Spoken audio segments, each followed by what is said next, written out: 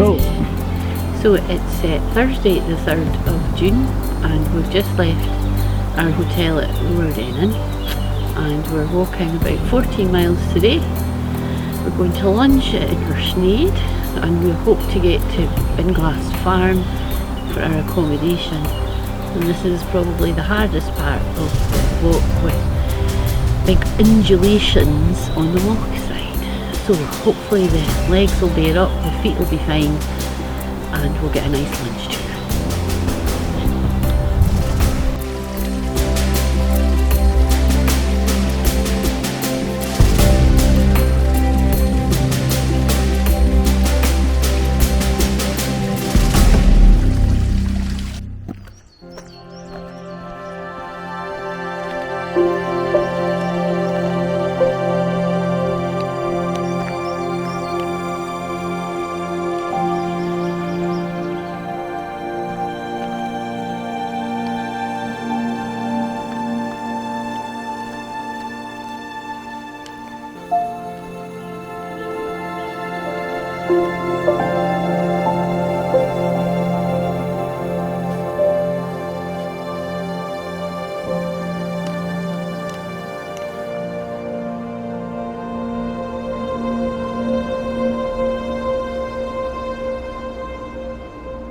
Go!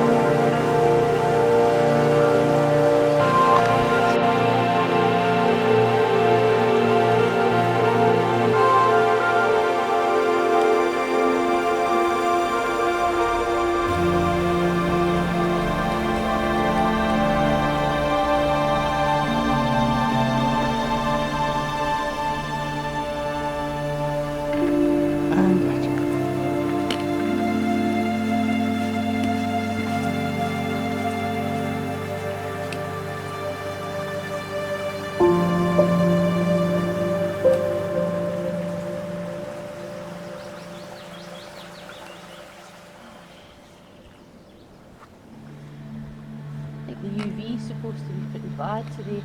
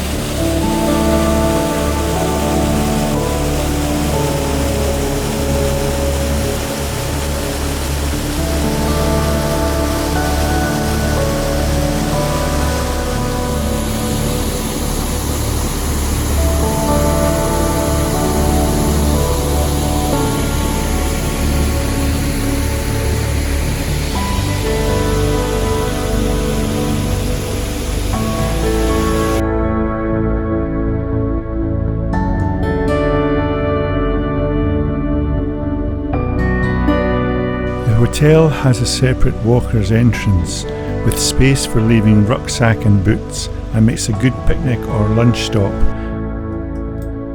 Just don't expect service if there's a bus tour.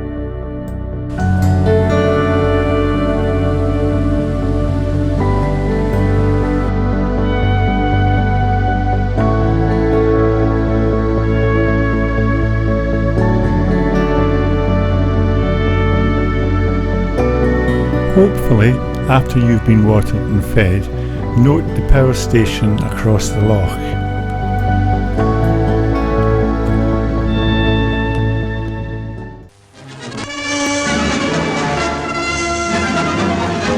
Running water usually produces an atmosphere of peace and quiet, but not so in this case. For here at LochabAIR we see the north of Scotland's hydroelectric scheme promoted by the board, whose responsibility it is to supply 3/4 of Scotland with electricity.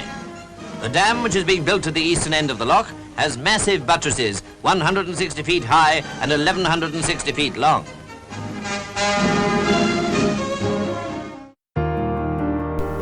The UK's largest conventional hydroelectric power station takes water from LochabAIR through 4 large diameter pipes, giving a working height of 277 metres.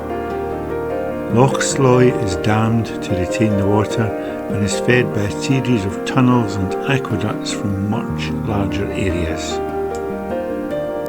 The original power station was opened in 1950 by the Queen Mother and was designed to provide power to Clydeside and central Scotland at times of peak demand. Will, I know, join with me in expressing the warmest admiration of those whose vision, tenacity and technical skill have welded together in facing and conquering so formidable a task. From this great enterprise on the banks of Loch Lomond will henceforth pour a stream of power, bringing widespread benefits to the cities which it is to serve. No less compelling is the need of the villages and glens. In Scotland, we want our rural areas to be equally flourishing and equally favoured.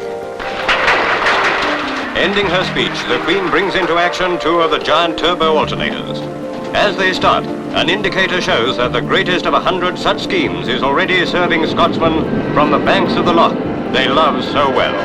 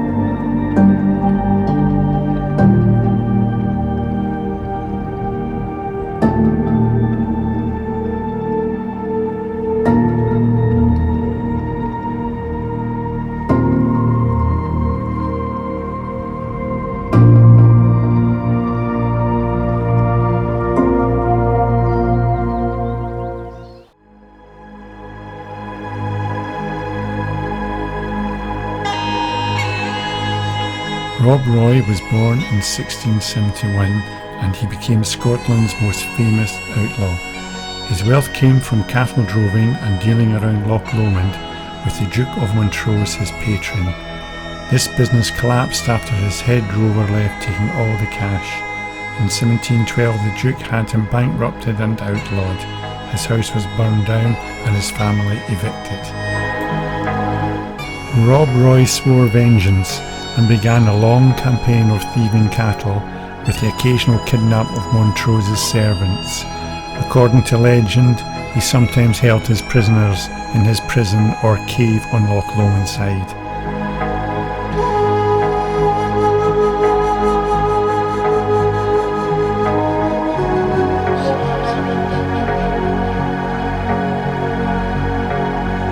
He supported the Jacobite side in 1715, but was an onlooker at the Battle of Sheriffmuir. Later, he was accused of high treason and his home was burned by troops. He escaped several times, but in 1725 he submitted to General Wade and received the King's pardon. In 1734 he died in his bed at the age of 63 and was buried at Balkidder.